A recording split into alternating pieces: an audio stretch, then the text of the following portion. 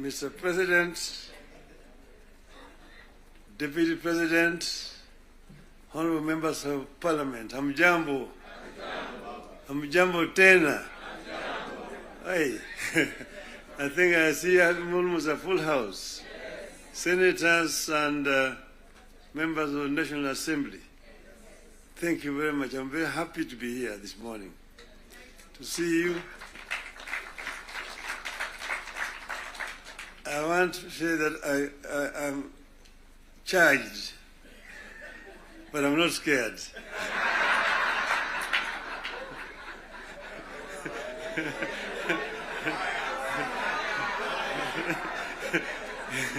You know, I've been a member of Parliament for this constituency for 20 years. And I used to meet with members of Parliament. I was a Prime Minister. And every Wednesday was a Prime Minister's question time in Parliament. I used to be harassed a lot by members of Parliament. And that's why I'm not scared. But let me begin to say that none of us thought a day would come when protagonists just a year ago would get together to chart a joint way forward for this country. How did we find ourselves together, and why are we here today? One, in life of a nation, there comes a time when danger knocks on the door. It happened in the US during the Civil War that threatened to dismember the USA as we know it today. There's a region today referred to as former Yugoslavia. Yugoslavia existed as a country between 1918 and 1992. Then it fell apart into several countries, including Croatia, Montenegro, Serbia, Slovenia, Bosnia, and Macedonia. The former president of Yugoslavia, the late General Josip Broz Tito, used to say jokingly that I am the glue that is holding this fragile nation called Yugoslavia together. And if I depart, it may disintegrate in several small nations. And true to his prophecy, that's happened today. There's no Yugoslavia. Closer to home here next door is Somalia. In 1991, we were here when Siad Barre was forced to run out into exile where he died. Look at Somalia today. So there are several examples that exist around the world. As leaders, we are supposed to scan the horizon, spot the danger, and act to subvert that danger.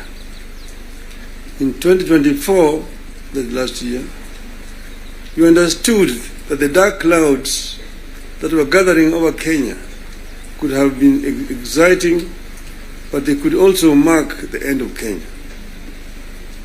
We decided that it is better to have an imperfect country that is struggling to mend its ways than to have a collapsed one.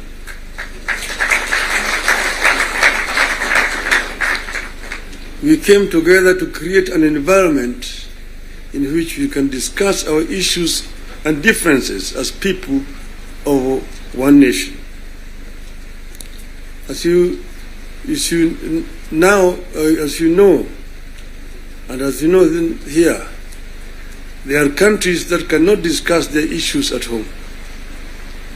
In my life, I've attended many meetings in London, Paris, Istanbul, Washington, name it, where African leaders are ferried to foreign capitals from their own collapsing countries to discuss issues they cannot discuss at home. We go together to spare Kenyan that shame.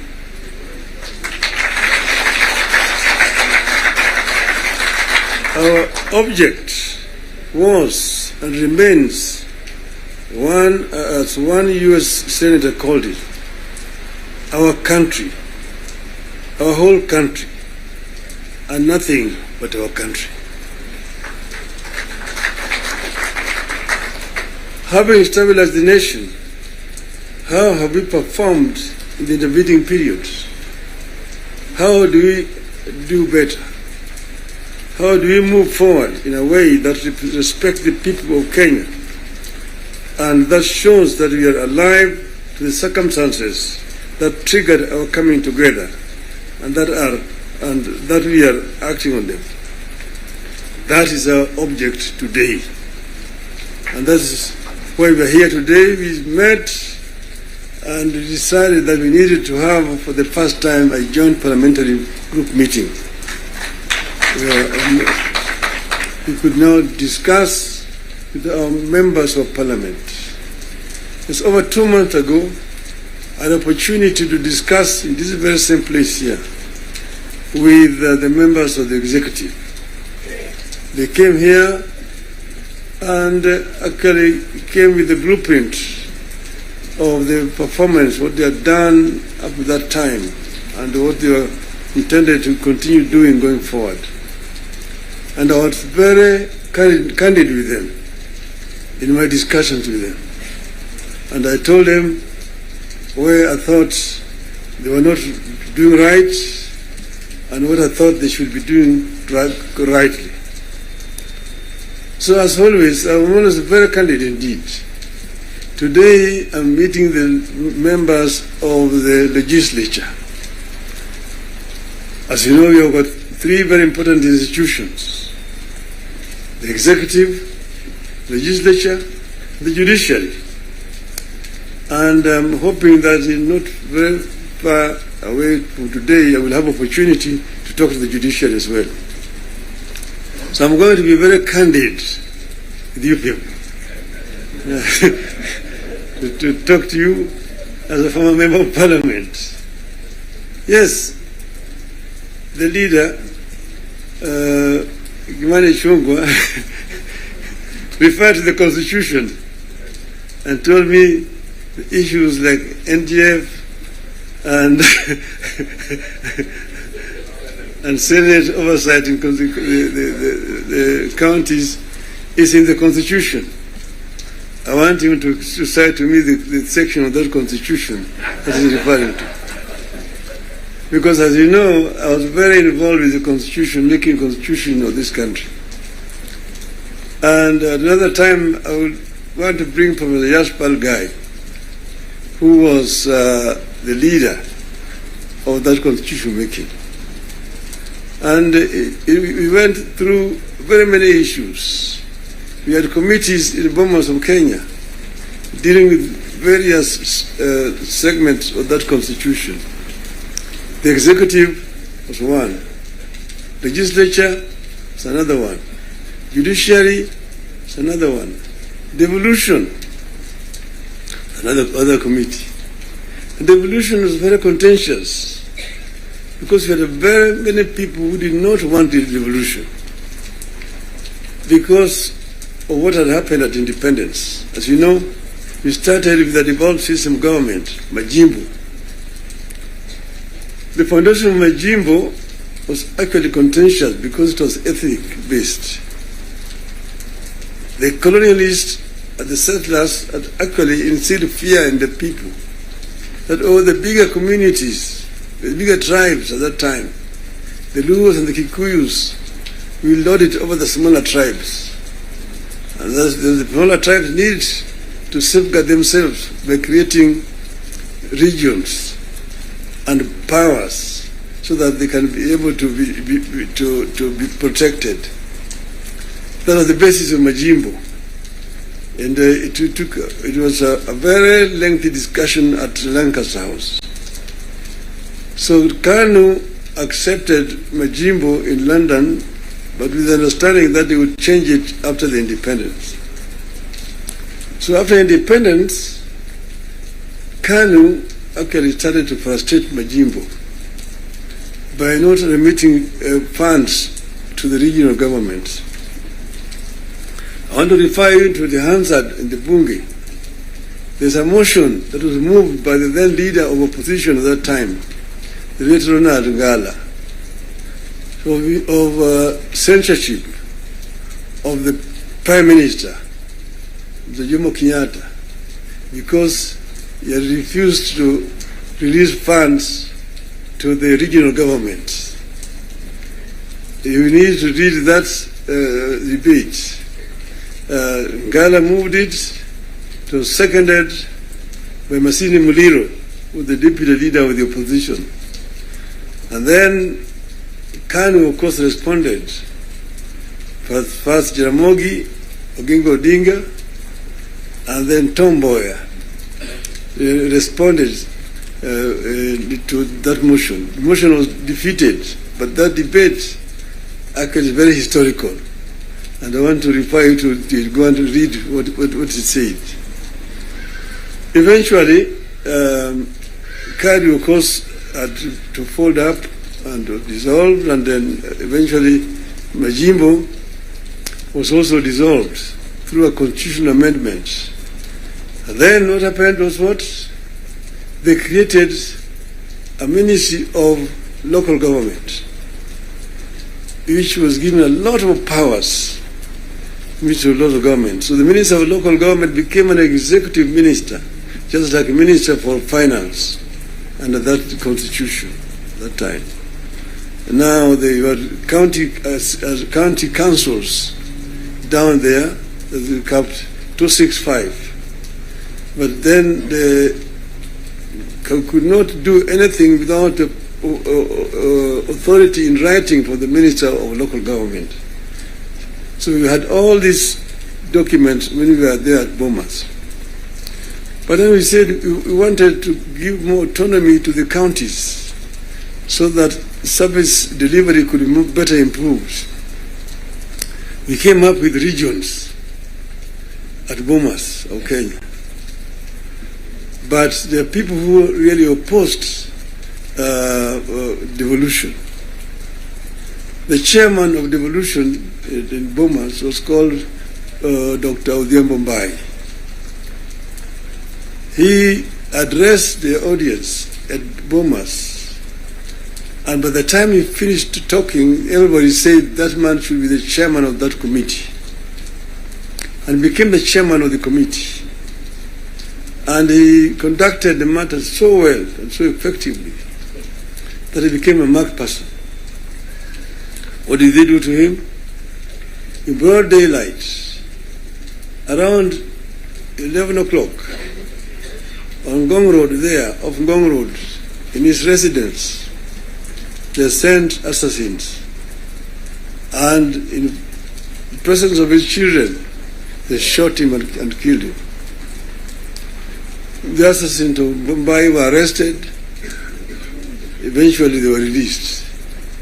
So I just want you to know that devolution has got very many people and very powerful people in this country today. Then after that, because you know that ODM is a product of constitution making. And one of the founding members of ODM is sitting here with you.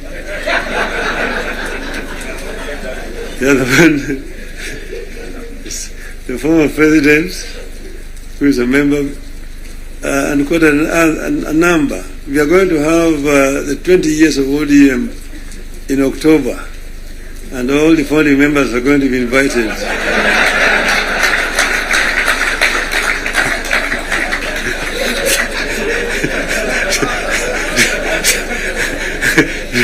To come and attend.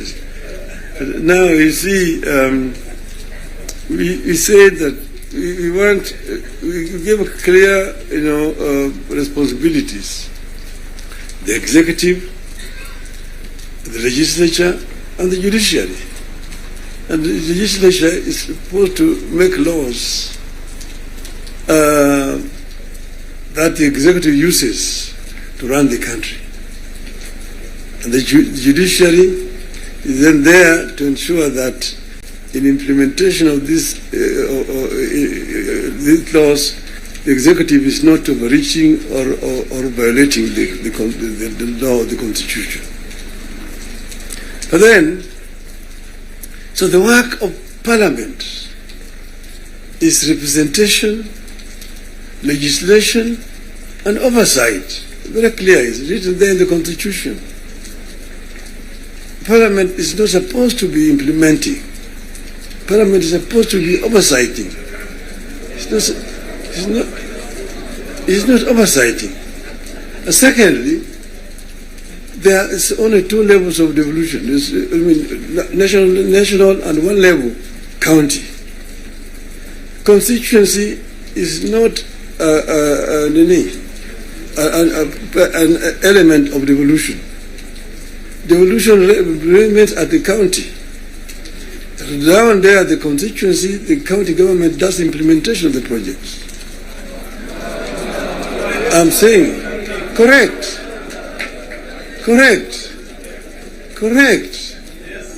Down at the constituency, it's the county government. By the national government is supposed to do national projects, and we go down there. And there are functions which are clearly been assigned. Functions which have been clearly been assigned to the national government.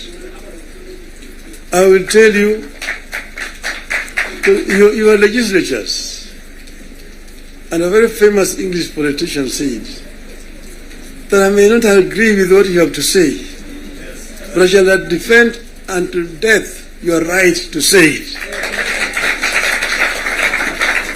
So listen to me. Let me say it. And then you'll have a chance to come and respond. So I'm telling you, I know that sometimes the truth is very bitter. I was there, and we discussed with the Karue when he was moving around to bring the CDF. The CDF was brought because of circumstances that were prevailing at that time. In those days, with a centralized system of government, there were very little resources which are going down to the counties. And that's the reason why the Harambee became the major ways of mobilizing resources. Sometimes you find nearly 100 cards in your desk for Harambees here and there. Whenever the president moved around, we'll go around to counties, to the districts. And then we'll be addressing people. People will come up to tell them their problems. Mtukufu Rais, hapa kwetu barabara ni mbaya sana, haipitiki. Mvua ikinyesha kuna matope, barabara haipitiki. Mtukufu Rais, hapa kwetu shule yetu hapa, juzi mvua ilinyesha na upepo kaja katoa paa, watoto sasa wanasoma chini ya mti hapa. Mtukufu Rais, hapa kwetu hakuna maji. Mtukufu Rais, hatuna stima na kadhalika. When he stand to respond, say, nyinyi mnasema barabara ni mbaya, mnasema hospitali hakuna dawa, mnasema upepo imechukua paa ya nyumba. Mjumbe wenu anafanya nini? Yeye anapiga tu kelele kule bunge, anapiga tu kelele kwa bunge, hajali mambo ya maendeleo kwake. Kwa hiyo mimi nitatumia mtu kuja kufanya harambee, lakini leo mimi nitatoa pesa ya kujenga hiyo shule, kujenga hiyo nyumba, nitatoa pesa na kadhalika. That was the end of it. So the MP was the one who was being blamed for the failure of the national government to do certain things in their constituency. And that's the reason why we came up with the idea of CDF. That was at that time. Exactly that time. But then the constituency is now falls under the devolved government, which is being led by the governors. So constituency is not a devolved unit. And members of parliament themselves should not be involved in development because there's supposed to be oversighting. There's supposed to be oversighting. If you have yourself being involved in construction of roads, building of schools, building hospitals, who is going to oversight you? Who is oversighting you? So, Mr. President, I hold very clearly that these MPs know that they should not have any business in trying to implement projects in their constituency. Implementation of projects should be left to the county government. Secondly, the oversight, the national parliament oversight the national government, whether it is the National Assembly or the Senate. Oversighting of governors, the responsibility of MCAs, members of the county assembly, not the senators. It's not the responsibility of the Senate to oversight. Senate wasting time of governors to come and answer questions about roads in the counties. And thirdly, the issue of extortion. The issues of extortion. The issues of extortion. Majority Leader, you talked of, you didn't talk of extortion, you talked of lobbying. Lobbying is okay. In the US, you've got lobby firms which have formed to lobby the members of the Congress. They come to lobby, they're known, they're officially registered as lobbyists. They come to lobby the members of parliament. But lobbying is a different thing from extortion. From extortion. That you have a member, every committee has got a member who is how do you call him? Welfare Bungi is giving a very, very image of parliament, that members of parliament should not be soliciting funds from because you see, listen to me, you know, the environment that we are creating here in this country is very, very hostile to investments. Foreign investors who come to the country bring their resources in the country to invest it here. And when they bring their resources, when they find there's too much bureaucracy and there's too much extortion, they run away. Private capital is risk shy. And when, for example, somebody has come with his resources to start a project, and then you find somebody beginning to make noise that, oh, this project has not been approved. This project has not been approved. Or this project is being corruptly implemented. You run away. And delaying of the projects. And you find a situation where members of parliament inviting parastatals and so on, and even purporting to be cancelling projects that have been signed. That is the work of the executive, not the work of the legislature. So legislature should not be competing with the executive in terms of implementation of projects. Allow the executive to implement and just correct them when they go wrong. That's the country will develop. Create a healthy environment for implementation of projects in the country. Then this country will develop. I know I'm being too honest with you people. And I know that the facts, the truth sometimes is so painful, but I think it is important to say this to honorable members of parliament. Thank you very much. May I now invite my brother to come and address you people.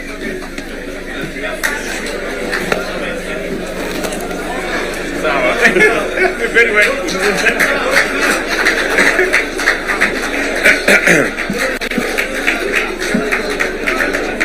Thank you very much, the Right Honorable Prime Minister Raila Odinga. Ladies and gentlemen, let's take our seats. Thank you very much.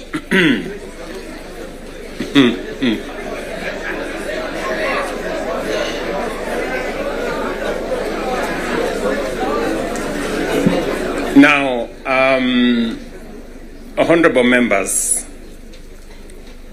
let me join the Right Honorable Raila Odinga and all the leaders who have spoken before me to welcome all of you to this very important first ever parliamentary group meeting that brings the two major coalitions together today here in Karen. Karibuni sana.